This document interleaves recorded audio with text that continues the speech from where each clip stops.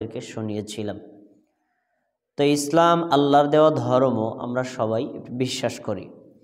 আল্লাহর এই ধর্মকে বিশ্বাস করাটাই যথেষ্ট না, এটাকে ধারণ করা এবং এর উপর আমল করা, এটার উপর অটল থাকা এবং এই ইসলাম নিয়েই কবরে যাওয়া মুমিনের জীবনের একটি বড় সফলতা।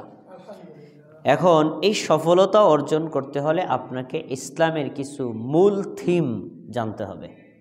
না জানলে আপনি ইসলাম ধর্মটাও বুঝতে পারবেন না এবং এই ধর্মের উপর আপনি অটল থাকাটাও অনেক ক্ষেত্রে জটিল হয়ে যায়। সেই জন্য এই ইসলাম ধর্মের আমাদের মূল যে আসল উদ্দেশ্য, আসল যে সূত্র, এগুলো আমাদের জানতে হবে। প্রিয় ভাইয়েরা, গত মাসের জুমাতে আমি আপনাদের একটা কথা বলেছিলাম, মনে পড়ে কিনা দেখেন। ইসলাম, ঈমান আর ইহসান। ইসলাম এটার পরিচয় বলেছিলাম যে 5টি বিষয়ের সমন্বিত বিষয়। কালেমা শাহাদাতে সাক্ষ্য দেওয়া, সালাত কায়েম করা, যাকাত দেওয়া, সিয়াম পালন করা, হজ করা। এই 5টি হলো ইসলামের সংজ্ঞা, ইসলামের ভিত্তি। আর ঈমানের পরিচয় আমি বলেছিলাম 6টি বিষয়। আল্লাহর উপর ঈমান, ফেরেশতাদের উপর ঈমান, নবী রাসূলদের উপর ঈমান, কিতাবসমূহের উপর ঈমান, আখিরাতের উপর ঈমান, তাকদীরে ভালো মন্দের উপর ঈমান। তারপরে বলেছিলাম ইহসান, মানে তুমি এমনভাবে ইবাদত করবা আল্লাহকে দেখতে পাচ্ছ। এরকম চরম পর্যায়ের একদম সর্বোচ্চ লেভেলের ঈমান যদি তোমার না থাকে, কমপক্ষে এতটুকু ঈমান তোমার থাকতে হবে, তুমি ইবাদত করছো, আল্লাহ দেখছেন। এই যে 3টি বিষয় বলেছিলাম, ইসলাম, ঈমান, ইহসান, আর বাকি 2টা বিশ্লেষণ করি না, এক নজরে বলে দিচ্ছি, কিয়ামত সম্পর্কে আর কিয়ামতের আলামত সম্পর্কে। এই 5টি বিষয়কে মিলিয়ে আল্লাহর নবী বলেছেন এই 5টা বিষয় মিলিয়েই হলো আল্লাহর দ্বীন। জিবরাইল আলাইহিস সালাম এসেছিলেন ইউআল্লিমুকুম দীনাকুম, তিনি এসেছেন তোমাদের দ্বীন শিক্ষা দেওয়ার জন্য। তা 5টা বিষয় মিলিয়ে হলো কি আল্লাহর দ্বীন।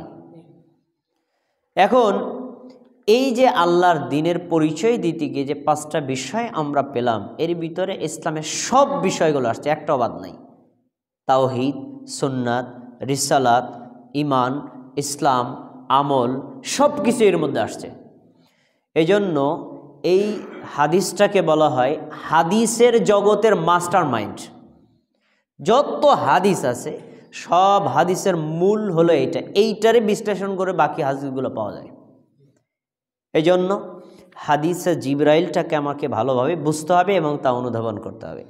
এই হাদিসে জিবরাইল থেকে যে শিক্ষাগুলো আমরা পাই তার এক নজর আপনাদের সামনে পেশ করছি, ওগুলোই হলো ইসলামের সূত্রবিদ্যা। 1 নম্বর, ইসলাম তাওহীদের ধর্ম। ইসলামের বেস, ইসলামের ভিত্তি, ইসলামের ফাউন্ডেশন হলো কি তাওহীদ।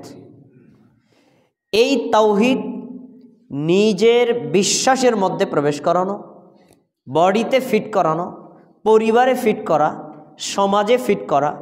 আপনি যদি রাষ্ট্রের দায়িত্বশীল হন তাহলে রাষ্ট্রে গিয়ে এটাকে প্রতিষ্ঠা করা, এইটা হলো ইসলামের মূল চাহিদা। এই যে তাওহীদ আপনি প্রতিষ্ঠা করবেন, তার পদ্ধতি হবে সুন্নাত। তার মানে সুন্নাত পদ্ধতিতে তাওহীদ প্রতিষ্ঠা করাই ইসলামের মূল লক্ষ্য আর উদ্দেশ্য। তাওহীদবিহীন যেমন ইসলাম হয় না, ঠিক ওই ইসলামটাকে সুন্নাতবিহীনভাবে পালন করাও যায় না। তাই আপনাকে তাওহীদ জানতে হবে আর সুন্নাত জানতে হবে। সুন্নাত হলো পালন করার পদ্ধতি আর তাওহীদ হলো ইবাদতের মূল উদ্দেশ্য। এজন্য একজন মুমিনের জীবনে তাওহীদ, শিরিক মুক্ত ঈমান আনা আর বেদাত মুক্ত আমল করা, এটা হলো মুমিনের জীবনের সবচেয়ে বড় সফলতা। এর চাইতে বড় সফলতা আর হতে পারে না, কারণ এটা দুনিয়ারও কল্যাণ, আখিরাতেরও মুক্তি এবং কল্যাণ। তাই আপনাকে সুন্নাতও জানতে হবে, তাওহীদও জানতে হবে। এখন তাওহীদের পরিচয় সম্পর্কে বিস্তারিত বলতে গেলে একটা খুতবা দরকার, আমি এক নজরে বলে দিচ্ছি। তাওহীদের 3টা স্তর আছে। 1 হলো তাওহীদুর রুবুবিয়্যা, 2 হলো তাওহীদুল উলুহিয়্যা, 3 হলো তাওহীদুল আসমা ওয়াস সিফাত। এই 3টি তাওহীদের রুবুবিয়্যা আমরা সবাই বিশ্বাস করি, হিন্দু, বৌদ্ধ, খ্রিস্টান সবাই বিশ্বাস করে, মুসলমান তো বিশ্বাস করেই। তাওহীদুল আসমা ওয়াস সিফাত ইহুদি খ্রিস্টানরা কিছু অবিশ্বাস করে, কিছু বিশ্বাস করে। মুসলমানদের মধ্যেও এই তাওহীদুল আসমা ওয়াস সিফাত নিয়ে কিছু বিভ্রান্তি আছে, কিন্তু মূল সমস্যাটা গিয়ে হলো তাওহীদুল উলুহিয়া নিয়া। আমরা সবাই আল্লাহকে বিশ্বাস করি, আল্লাহ আমাদের স্রষ্টা, কিন্তু সব ইবাদত যে আল্লাহকেই দিতে হবে এটা আমরা করি না। এজন্যই দেখবেন মুসলমানরাই, আমি মুসলমানদের মধ্যে নামদারি কিছু টুপিওয়ালা পাগড়িওয়ালা হুজুর তারা বের করে নিয়েছেন, এর সেজদা দুই প্রকার, সেজদাতুল্লি তাজিম, সেজদাতুল্লিল ইবাদত। তাজিমের সেজদা পিসাবরে করা যায়, তাজিমের সেজদা মানে সম্মানের সেজদা, সম্মানের সেজদা আলেমরাও করা যায়। আর ইবাদতের সেজদা এটা পাবে আল্লাহ, তার মানে ইবাদতকে কয় ভাগে ভাগ করছে? এ তাওহীদুল উলুহিয়া বোঝে নাই। তাওহীদুল উলুহিয়া যদি বুঝতো, সেজদা এটা একটা ইবাদত, ইবাদতের যত প্রকার আছে এক আল্লাহ ছাড়া অন্য কাউকে দেওয়াটাই শিরক। সুতরাং সে যে কোনো ব্যক্তি হোক, আল্লাহ ছাড়া অন্য কাউকে ইবাদত দেওয়া যাবে না, ইবাদত পাওয়ার যোগ্য না। ইবাদত বড় হোক ছোট হোক, সব ইবাদত এক আল্লাহর জন্য নিবেদিত করাকে বলা হয় তাওহীদ। তাহলে এই তাওহীদ আপনার ব্যক্তিগত জীবনে প্রতিষ্ঠা করতে হবে, পারিবারিক জীবনে প্রতিষ্ঠা করতে হবে, সামাজিক জীবনে চেষ্টা করতে হবে, রাষ্ট্রীয় জীবনে চেষ্টা করতে হবে। রাষ্ট্রীয় সামাজিক জীবনে না পারেন, কিন্তু ব্যক্তি পরিবার পর্যায়ে আপনি দায়িত্বশীল, আপনাকে অবশ্যই এ বিষয়ে জিজ্ঞাসাবাদ করা হবে। এখন এই তাওহীদটাকে কায়েম করবেন, তার ধরনটা কি? সুন্নাত দেখতে হবে। আমাদের নবী মুহাম্মদ সাল্লাল্লাহু আলাইহি ওয়াসাল্লাম তিনি এই তাওহীদ প্রতিষ্ঠার পদ্ধতিতে কোনটা অ্যাপ্লাই করেছেন, তিনি যেটা করেছেন আপনি সেভাবে করবেন। তিনি যেই পদ্ধতি করতে বলেছেন আপনি ওই পদ্ধতিতে করবেন। পদ্ধতি পরিবর্তন হবে তাহলে এই ইবাদত আল্লাহর দরবারে কবুল হবে না। তাহলে আমরা যেটা পেলাম সেটা হলো আমাদেরকে তাওহীদ বুঝতে হবে, তাওহীদ পালন করতে হবে, তাওহীদের উপর অটল থাকতে হবে, এবং এই তাওহীদ পালন করা, মানা, বোঝা, প্রচার করার মাধ্যম হলো সুন্নাত। 2, এই তাওহীদের বিপরীত যা আছে সব বর্জন করা, আর এই সুন্নাতের বিপরীত যা আছে সব বর্জন করা। এখন তাওহীদের বিপরীত কি? তাওহীদের বিপরীত হলো শিরক, তাওহীদের বিপরীত হলো কুফর, তাওহীদের বিপরীত হলো নেফাক, তাওহীদের বিপরীত হলো বিদআত, সুন্নাতের বিপরীত। তাহলে আপনাকে কি করতে হবে? যত প্রকার শিরক আছে তা বিনা দ্বিধায়, বিনা সংকোচে ত্যাগ করতে হবে। যত প্রকারের কুফরি আছে এই বিনা দ্বিধায়, বিনা সংকোচে আপনাকে কুফরগুলো বর্জন করতে হবে। কুফর সম্পর্কে খুতবা আমি মসজিদে দিয়েছি, শিরক সম্পর্কে খুতবা আমি মসজিদে দিয়েছি। নেফাক যত প্রকার, যত স্তর আছে সব বর্জন করতে হবে। এই নেফাক মুনাফিক সম্পর্কে খুতবা আমি মসজিদে দিয়েছি। তাহলে আমাদের এইগুলো বর্জন করে তাওহীদকে ধারণ করা। এবার সুন্নতের বিপরীত কি? সুন্নতের বিপরীত হলো বিদআত। আপনি যত ধরনের আমল করেন, সালাত, সিয়াম, হজ, যাকাত, দান, সদকা, বড় আমল, ছোট আমল, ফরজ আমল, নফল আমল, সুন্নাত আমল, মুস্তাহাব আমল, সব আমলগুলো আপনাকে মাথায় রাখতে হবে আমার নবী করেছেন যেভাবে আমি করব ওভাবে। তিনি যেভাবে করেছেন তার থেকে একটু বাড়িয়ে করা বেদাত, একটু কমিয়ে করা বেদাত। তিনি যতটুকু করেছেন ততটুকুর মধ্যে কিছুটা ছেড়ে দেওয়া বেদাত, কিছু বাড়িয়ে করা এটা বেদাত। এর জন্য আমি নবী সাল্লাল্লাহু আলাইহি ওয়াসাল্লামকে কপি করব, হুবহু তিনি যেভাবে করেছেন আমি ওইভাবে। আমি নবীর চাইতে 100 পরিমাণ বাড়িয়েও করব না, করলে বেদাত হবে, কমিয়েও করব না, করলে বেদাত হবে। তাহলে বেদাতকে সর্বতোভাবে ত্যাগ করা এটা ইসলামের একটা বড় সূত্র, আর সুন্নাতকে সর্বত ক্ষেত্রে ধারণ করা এটা ইসলামের একটা সূত্র। তাই আমাদেরকে শিরক এবং বেদাত উচ্ছেদ করতে হবে, তাওহীদ, ঈমান এবং সুন্নাতকে প্রতিষ্ঠা করতে হবে। এটা ইসলামের 2 নম্বর সূত্রবিদ্যা। 3 নম্বর, এই মানে আপনি যদি ঈমানের উপর অটল থাকেন, তাওহীদের উপর অটল থাকেন, শিরক এবং বেদাতকে বর্জন করতে চান, আপনাকে তাগুত পরিত্যাগ করতে হবে। তাগুতের শব্দটা আমরা অনেকেই জানি না, বিশেষ করে বাংলাদেশের সাধারণ মানুষ এর সম্পর্কে খুব পরিচিত না। তাগুতটা কি? আরবিতে তগুত বলা হয়, আর এটার বহুবচন হলো তওয়াগীত। তগুত হলো আল্লাহ বিদ্রোহী, শাব্দিক অর্থ বলছি, আল্লাহ বিদ্রোহী, আল্লাহ বিরোধী। এখন তগুত পরিভাষায় বলতে বোঝায় যে নিজে আল্লাহর ইবাদত করে না, আল্লাহকে অস্বীকার করে, সে কুফরি করেছে। এখন আমি যদি আল্লাহকে অস্বীকার করি, আল্লাহর ইবাদত না করি, আমি কুফরি করলাম, আমি একজন কাফের। আর আমি নিজে আল্লাহকে বিশ্বাস করি না, আল্লাহর ইবাদত করি না, অন্য কাউকে করতে দেই না, বরং তাকে শিরিক করতে বাধ্য করি, কুফর করতে বাধ্য করি, নেফাক করতে বাধ্য করি, আমি হলাম তাগুত। কি তাগুত আর কাফের মধ্যে একটু পার্থক্য বোঝা গেছে না? কাফের যে সে শুধু আল্লাহকে অবিশ্বাস করে, আল্লাহর ইবাদত পালন করে না, সে কাফের। আর একজন নিজে করে না, আর একজনকে ইবাদত করতে দেয় না, বাধা দেয়, সে কি? তাগুত। তাহলে যাবতীয় তাগুত বর্জন করা আমাদের জন্য ফরজ। যে লোকটা শিরিকের প্রতি আহ্বান করে, শিরিককে লালন করে, শিরিককে ধারণ করে, শিরকে প্রচার করে, কুফরি লালন করে, কুফরি প্রচার করে, কুফরি আমল করে, কুফরি করতে বাধ্য করে, সে হলো তাগুত। যে নেফাকি করে, নেফাকিকে ধারণ করে, নেফাকি প্রচার করে, নেফাক করতে বাধ্য করে, সে হলো তাগুত। আমরা এই তাগুতের সাথে কখনো সম্পর্ক রাখব না। তাগুত বিভিন্ন রূপ ধারণ করে আসতে পারে। হুজুরও তাগুত, আলেমও তাগুত, পিসাবও তাগুত, কবরও তাগুত, মাজারও তাগুত। এই জন্য ইসলামী শরিয়াতে পীর পূজা, মাজার পূজা, ব্যক্তি পূজা, দল পূজা, আলেম পূজা, অথবা বস্তু পূজা, মাজার পূজা, কবর পূজা, অথবা গজার মাছ পূজা, অথবা আপনার ওই যে কি কাসিম পূজা সহ যা কিছুই করেন, এগুলো সবই হলো তাগুতের বাহক আর ধারক। এগুলোকে ছেড়ে দিতে হবে। যতক্ষণ পর্যন্ত আপনি তাগুতকে ছেড়ে দিতে না পারবেন, ততক্ষণ পর্যন্ত আপনি পাক্কা মুমিন আর মুসলিম হতে পারবেন না। এটা আপনাকে মনে রাখতে হবে। এই কথাগুলো কোথায় পেলাম? এ কথাগুলো পেয়েছি ওই যে জিবরাইল আলাইহিস সালাম আমাদের নবীকে প্রশ্ন করেছিলেন, বলেন তো ইসলাম কাকে বলে? তখন তিনি বলেছিলেন, আল ইসলামু আন তাশহাদা আল্লা ইলাহা ইল্লাল্লাহ। ইসলাম হলো তুমি এই সাক্ষ্য দেবা আল্লাহ ছাড়া সত্যিকার কোনো ইলাহ নাই। এখানেই পাওয়া যায়। কেন? যখনই তুমি বলবা আল্লাহ ছাড়া সত্যিকার কোনো ইলাহ নাই, তাহলে এক আল্লাহ ছাড়া যত ইলাহ আছে সবগুলোকে ত্যাগ করতে হবে। এই ইসলামের এই সংজ্ঞাটুকু, মানে কালেমা শাহাদাতের প্রথম অংশ তাওহীদুল উলুহিয়া, এইটারে কালেমা তৈয়্যিবা শাহাদাতের অর্থ আবু জাহেল পাক্কা 100-100 বুঝছে, বাঙালি বোঝে নাই। এজন্য কালেমা শাহাদাত সকালবেলা পরে, বিকালবেলা গিয়ে মাজারে সেজদা করে। একদম সম্পূর্ণ সাংঘর্ষিক। তুমি নিজে বলছো আল্লাহ ছাড়া কোনো ইলাহ নাই, আবার তুমি মাজারে সেজদা দিলা কেন? তাহলে ইলাহ দুইজন হয়ে গেল।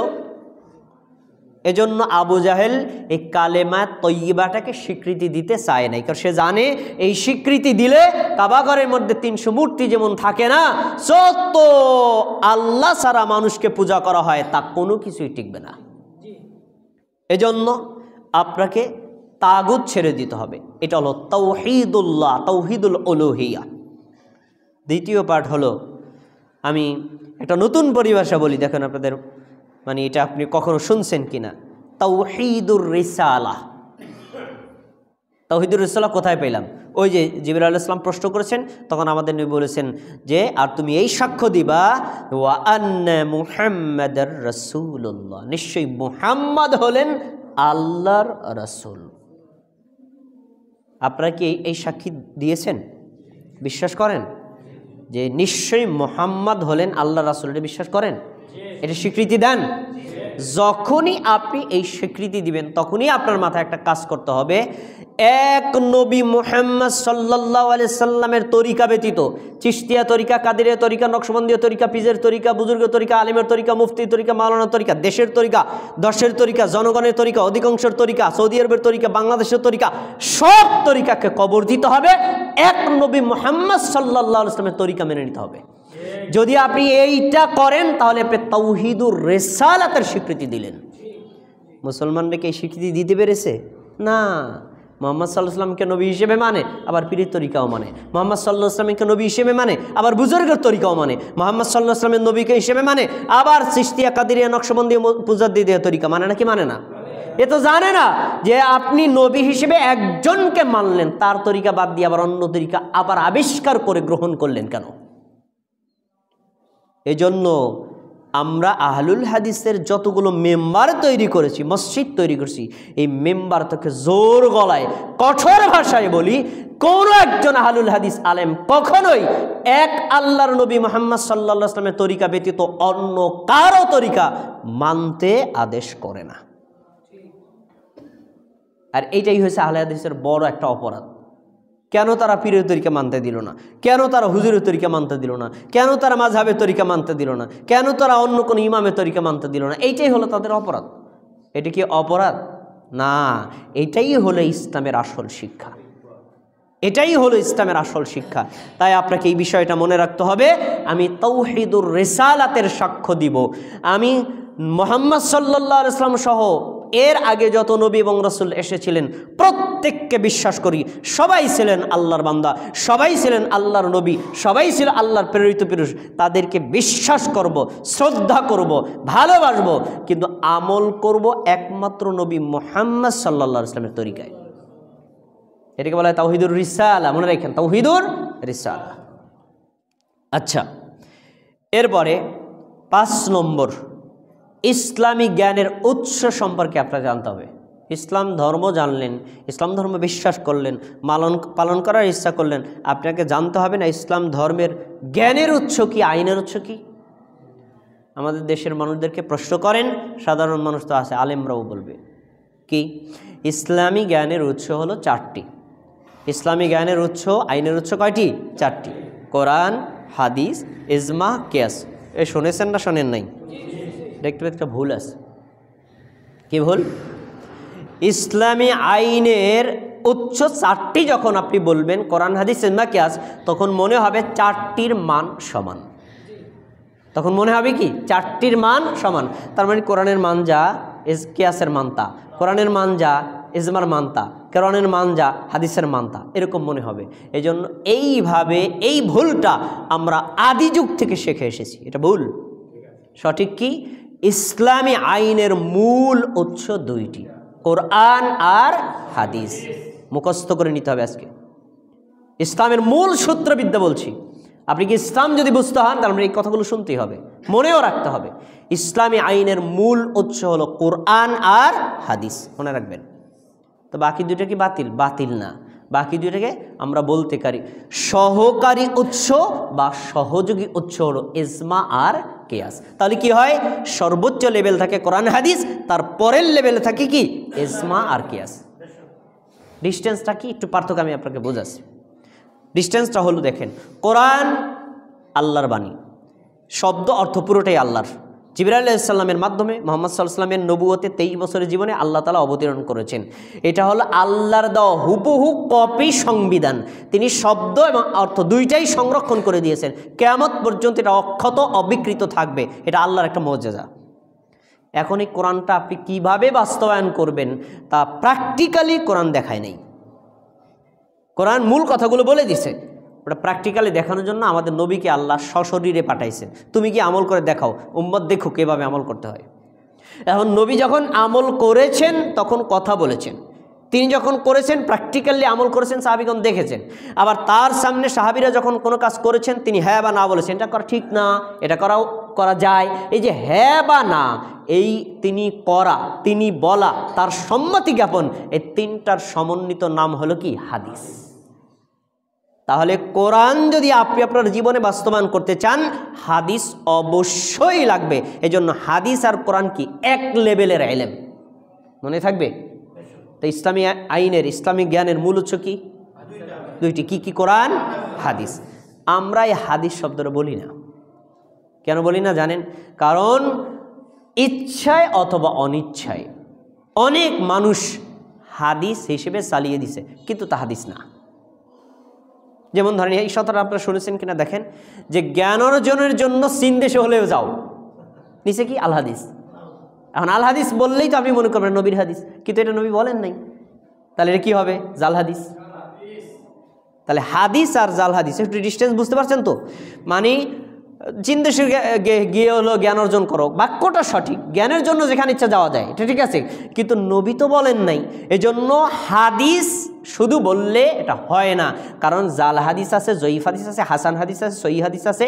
এই জন্য আপনাকে ইন্ডিকেট করে বলতে হবে জাল হাদিস মান্য করা যাবে না, জয়ীফ হাদিস মান্য করা যাবে না। এই জন্য আমরা কি বলি? সহিহ হাদিস। যে হাদিসটা নিশ্চিত আল্লাহর নবী প্রমাণিত, ওই হাদিস মান্য করা আমাদের জন্য কি? জরুরি। তাহলে ইসলামী আইনের মূল উৎস পেলাম কি? কোরআন আর সহিহ হাদিস। এবার ইজমা আর কিয়াস। ইজমাকে আজকে আমি নিম্ন লেভেলে কেন নামাইছি, এর কারণ আছে। কারণ আমরা অনেকেই, বিশেষ আপনারা প্র্যাকটিক্যালি অনেক দেখেছে, আমিও দেখেছি, একেবারে জ্বলন্ত জীবনটা হাদিস করে হুজুরে দেখাই। দেখেন নবী সাল্লাল্লাহু আলাইহি ওয়াসাল্লাম বলছেন, যখন তোমরা মসজিদে ঢুকবা আগে 2 রাকাত সালাত আদায় করবা, তারপরে বসবা। এখন আমাদের করণীয় কি? আগে 2 রাকাত সালাত আদায় করা, তারপরে বসা? না, হুজুর বলছেন কি, হাদিস তো ঠিক আছে, কিন্তু আমাদের দেশের হুজুরা, আলেম ওলামারা সবাই তো দেখি যে না, তারা বলে সমস্যা নেই, নামাজ না পড়ে কেউ যদি বসেও যায় তাতে কোনো অপরাধ নেই। তাহলে সব আলেমরা যত বলতেছেন, আলেমরা একমত, এই যে এজমা, তাহলে হাদিস তো এজমার কি, এজমার বিপরীত, অতএব আমরা এজমা অনুযায়ী আমল করি, হাদিস বাতিল হয়ে গেছে। তার মানে কি, তার কাছে হাদিসের মান যা, এজমার মান তা। এজন্যই বলছি, হাদিস দিয়ে কিয়ামত পর্যন্ত এজমাকে বাতিল করা যাবে, কিন্তু এজমা দিয়ে কখনো হাদিস বাতিল করা যাবে না।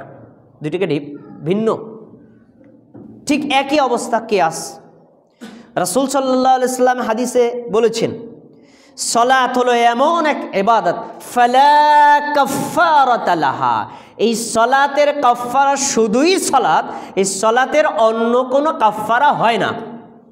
আবু দাউদের হাদিস।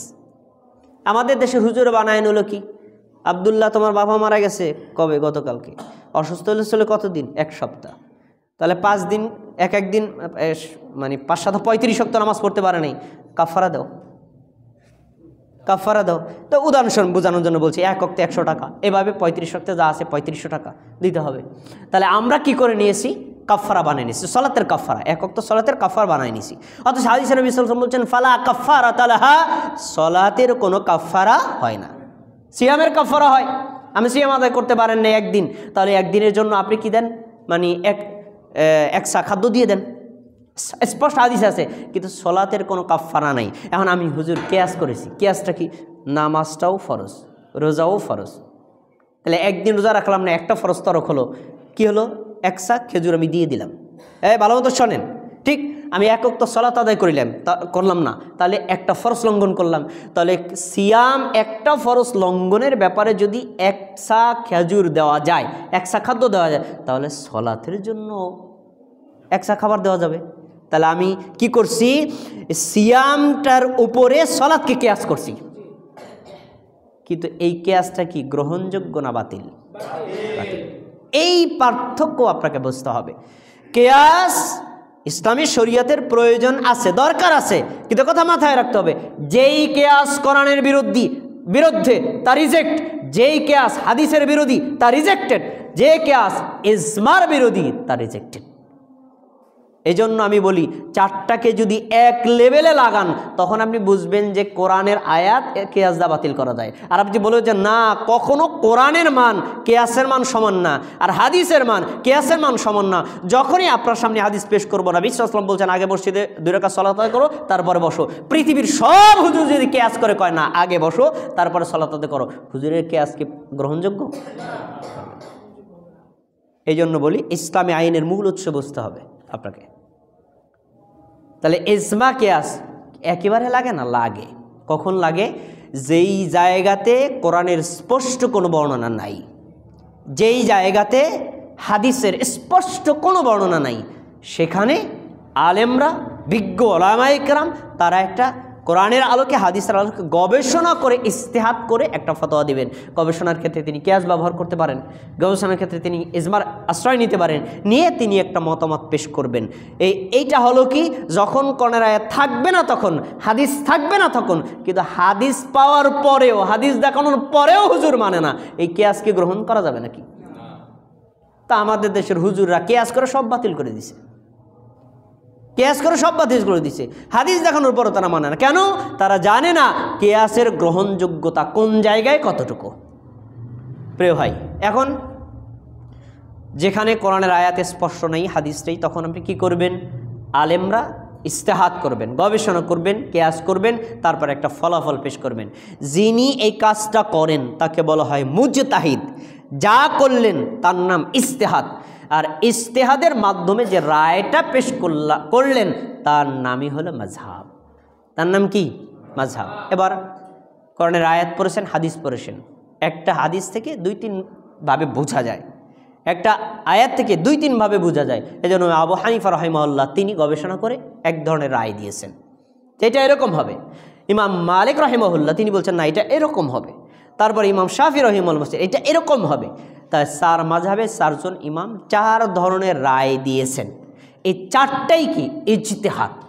ইজতিহাদের ব্যাপারে নবী সাল্লাল্লাহু আলাইহি ওয়াসাল্লামের স্পষ্ট ফতোয়া কি যে আল মুজতাহিদু ইখতিউ ওয়া ইউসিবু, মুজতাহিদ সঠিকও করতে পারেন আবার ভুলও করতে পারেন।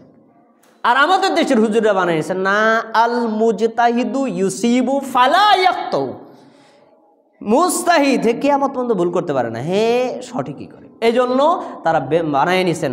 আমরা হানাফি মাযহাব মানি না। হ্যাঁ, ইমাম আবু হানিফা রাহিমাহুল্লাহ যত ফতোয়া দিয়েছেন কোরআনের সাথে মিলুক অথবা না মিলুক, আমরা বুঝি আবার না বুঝি, আমাদের মেধায় ধরুক আর না ধরুক, হাদিসের সাথে মিললেও আর মিলুক আর না মিলুক আমার মানতেই হবে। তার মানে তাদের দৃষ্টিতে আবু হানিফা রাহিমাহুল্লাহ আল্লাহ নয় ফেরেশতা। এই দৃষ্টিতে মাযহাব মানা শিরক। এই দৃষ্টিতে আপনি যখন আবু হানিফা রাহিমাহুল্লাহর একটা ফতোয়াকে সরাসরি কোরআনের আয়াতের বিরুদ্ধে দেখছেন, মানেন যদি আবু হানিফার ফতোয়া, তাহলে আপনি আল্লাহ বানিয়ে দিয়েছেন আবু হানিফারে। আর যদি নবী সাল্লাল্লাহু আলাইহি ওয়াসাল্লাম একটা হাদিস পাওয়ার পরে হাদিসটা যদি আবু হানিফা রাহিমাহুল্লাহর মতের বিপরীত হয়, আপনি যদি আবু হানিফা রাহিমাহুল্লাহর মতটা মানেন, নবীর হাদিস না মানেন, তার মানে তার নবী বানিয়ে দিয়েছেন। এই দৃষ্টিতে মাযহাব মানা হারাম। তো মাযহাব মানার জায়েজ কোন পদ্ধতিতে? জায়েজের পদ্ধতি হলো আবু হানিফা রাহিমাহুল্লাহ আমার কাছে শ্রদ্ধা করব, ভালোবাসবো, তাকে সম্মান করব, তার ফতোয়াটাকে আমরা মিলিয়ে দেখব। যদি কোরআন হাদিসের সাথে মিলে আলহামদুলিল্লাহ, আমার মানতে কোনো আপত্তি নেই, গ্রহণ করব। যদি দেখি না এইটার চাইতে ইমাম মালিকের মতটা কোরআন হাদিসের সাথে বেশি কাছাকাছি, ইমাম শাফি রাহিমাহুল্লাহর মতটা বেশি কাছাকাছি, না আমি আবু হানিফা রাহিমাহুল্লাহকে ভালোবাসি, শ্রদ্ধা করি, কিন্তু মতটা যেহেতু কোরআন হাদিসের কাছাকাছি হলো না, আমি এটা মানলাম না, আমি এটা মানলাম। এই দৃষ্টিতে মাযহাব মানা হারাম, কিয়ামত পর্যন্ত কোনো আলেম বলবে না। তাহলে আপনি হানাফি মাযহাব থাকেন, আপনি শাফি মাযহাবে থাকেন, আপনি মালিকি মাযহাবে থাকেন, কোনো সমস্যা নাই। আপনার একটা বিষয় মাথায় রাখতে হবে, আমার ইমামের মতটা যদি হাদিসের সাথে সাংঘর্ষিক হয় আমি মতটা মানব না, হাদিস মেনে নেব। আমার ইমামের মতটা যদি কোরআনের সাথে সাংঘর্ষিক হয় আমি মতটা মানব না, কিন্তু কোরআনের আয়াতটা মানব। এই দৃষ্টিতে মাযহাব মানা কিয়ামত পর্যন্ত কোনোদিন হারাম হবে না। কিন্তু সোরে না শোনে ধর্মের কাহিনী। হ্যাঁ, এই যে আমি আপনাদের মাঝে খুতবা দিচ্ছি, আমার কথাগুলো শুনে আপনার কাছে এত ভালো হলো, তখন মনে করো শহীদুল ইসলাম ভাই ভুল করুক সঠিক করুক সবই ঠিক। এই যে অন্ধভক্ত, এই অন্ধভক্ত থেকেই মানুষের বিভ্রান্তি শুরু হয়। এজন্য ইমাম আবু হানিফা রাহিমাহুল্লাহ তিনি স্পষ্ট করে বলেছেন, ইযা সহহাল হাদিসু ফাহুয়া মাযহাবি। জেনে রাখো, আমি একটা মত দিয়েছি, আমার মতের বিপরীত যদি একটা হাদিস থাকে, হাদিসের সনদ যদি শুদ্ধ হয়, ওইটি আমার মাযহাব, ওইটি মানবা। কিন্তু অনুসারীরা মানে নাই। এজন্যই হয়েছে কি বিভ্রান্তির তৈরি। প্রিয় ভাই, এবার আমি যাব আরেকটা প্রসঙ্গে, সেটা হলো ওই যে 4টি উৎস, কোরআন, হাদিস, ইজমা, কিয়াস। কোরআন আমাদের পড়ার সময় কয়েকটা বিষয় মাথা রাখতে হবে। কোরআনের আয়াত, কোরআনের অনুবাদ, কোরআনের তাফসির, এই 3টি বিষয় আমরা অনেকে ডিসটেন্স করতে পারি না। আয়াত সরাসরি আল্লাহর বাণী, খেয়াল করে শোনেন, এর ভিতরে 100 পরিমাণ ডিস্টেন্স করার পাওয়ার কারণ নাই, স্বয়ং আল্লাহর বাণী। অনুবাদ, এটা কিন্তু অনুবাদকের বাণী, কারণ অনুবাদ যদি সঠিক হয় তাহলে এটা আল্লাহর বাণীতে পরিণত হবে, যদি ভুল হয় তাহলে বুঝতে হবে উনি ভুল করেছেন, এটা অনুবাদকের কথা, আল্লাহ তাআলা এই আয়াতের সাথে মিলাইতে পারেন নাই, অনুবাদে ভুল হতে পারে। আচ্ছা, এবার অনুবাদ যদি সঠিক হয় তাহলে অনুবাদটাও আল্লাহর বাণী। এবার যাবেন কি জানেন, এই আয়াতকে তাফসির করেন যারা মুফাসসির, আমরা অনেকে মনে করি তাফসির, কোরআনের আয়াত, অনুবাদ সব মনে হয় একই জিনিস। না, তাফসিরটা হলো মুফাসসিরের বক্তব্য। মুফাসসির তাফসির করতে গিয়ে ভুলও করতে পারেন আর ঠিকও করতে পারেন।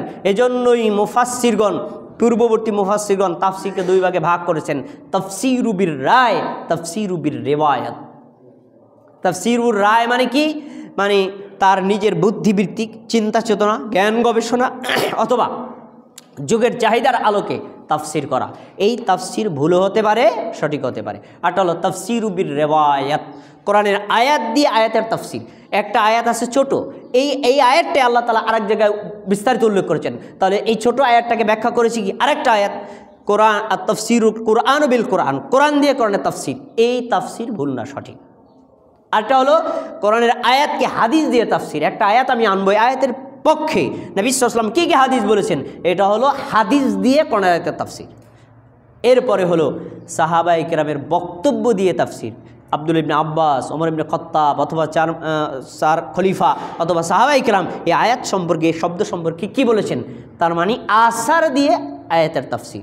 এই যে কোরআন দিয়ে কোরআনের তাফসীর, হাদিস দিয়ে তাফসীর, আসার দিয়ে তাফসীর, এটাকে বলা হয় তাফসীরু বির রিওয়ায়াত। পৃথিবীর মধ্যে শ্রেষ্ঠ একটা তাফসীর আছে, তাফসীরের নামটা আপনাকে বলি, আপনারা সবাই তাফসীরটার নাম জানেন। তাফসীরে ইবনে কাসির শুনেছেন? তাফসীরে ইবনে কাসির। আসলে এটার নাম কিন্তু ইবনে কাসির না, এটার আসল নাম হলো তাফসীরুল কুরআনিল আযীম, মহান কোরআনের তাফসীর। কিন্তু ইবনে কাসির রাহিমাহুল্লাহ করেছেন, তার নামের সাথে প্রসিদ্ধ হয়ে গেছে তাফসীর ইবনে কাসির।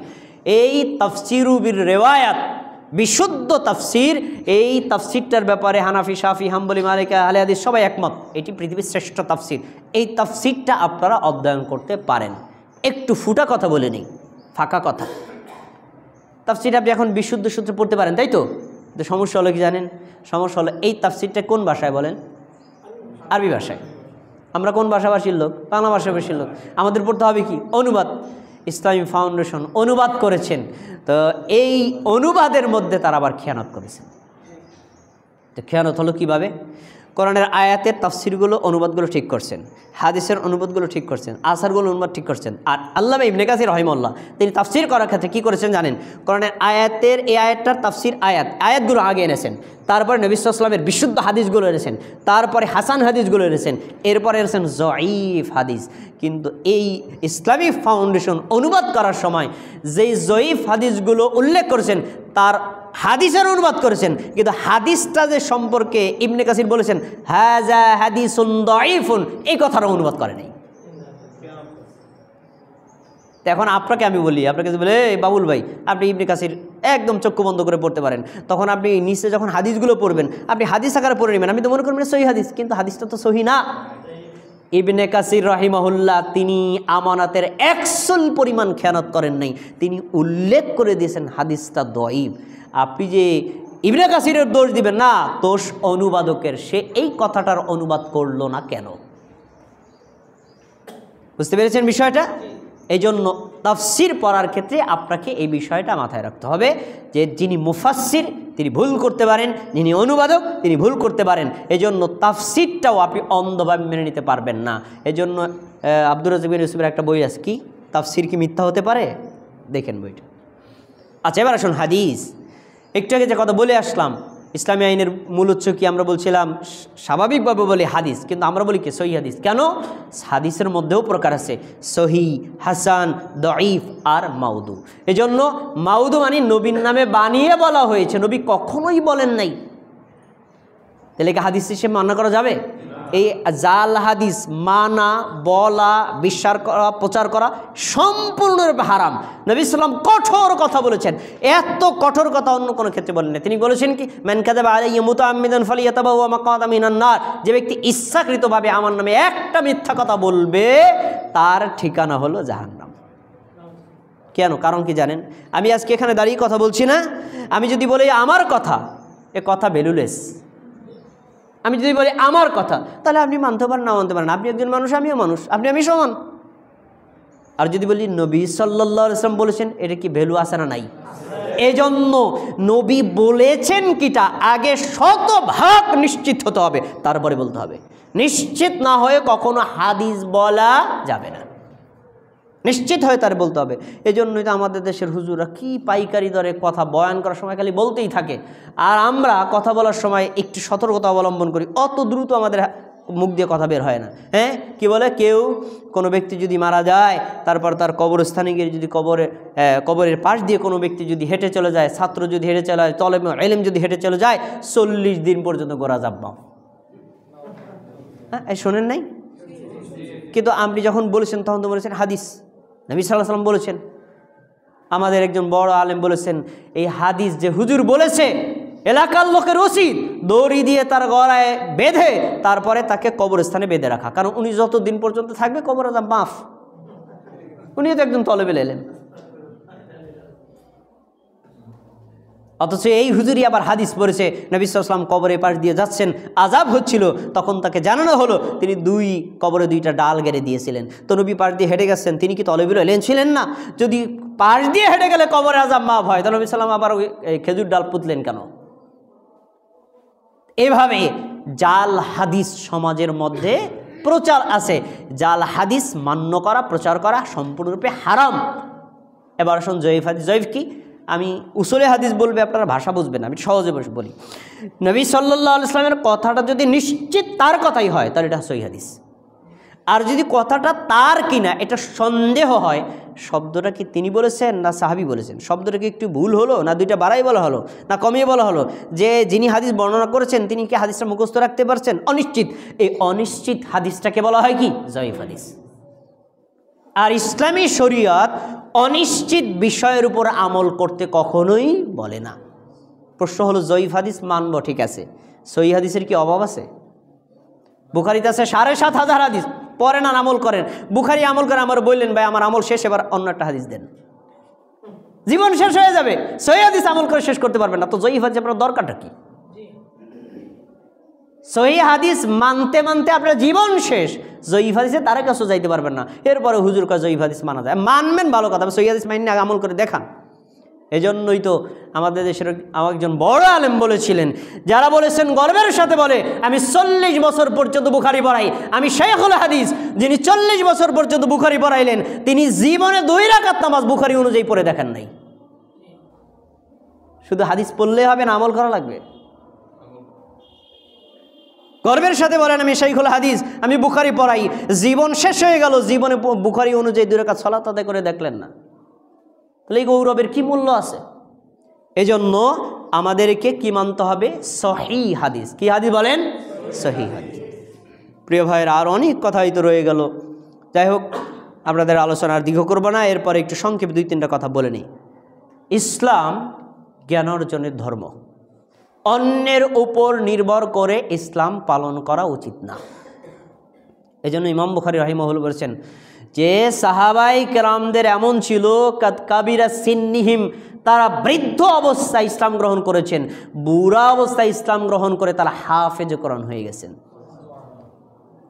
তার মানে সাহাবাই কেরাম বৃদ্ধ বয়সেও ইসলাম সম্পর্কে জেনে বুঝে পালন করতেন, আর আমরা সব হুজুরের কাঁধে দিয়ে দিছি, কিচ্ছু করা লাগে না।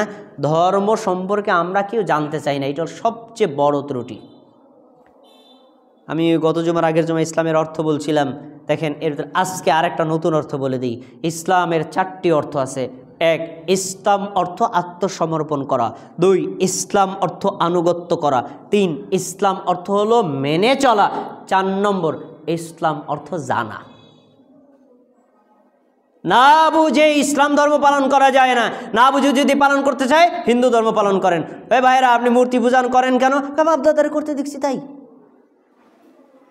আমি এক হিন্দুরে ধরছি, নাপিত চুল কাটে, আমি চুল কাটতেছি আর কথা বলতেছি, ভাই আপনারা যে পূজার সময় এই যে ঢোল ডাগর বাদ্য বাজান কী জন্য? কারণটা কি বলেন? কোথায় আছে আপনাদের ধর্মে? কবে ধর্মে কোথায় নাই, সমাজে চলতেছে তাই। তাহলে হিন্দু ধর্ম পালন করলে জ্ঞান গবেষণা করা লাগে না, আর বৌদ্ধ ধর্ম পালন করবে জ্ঞান গবেষণা করা লাগবে না। ওই ধর্মের গুরুরা যা বলবে তা মানবেন।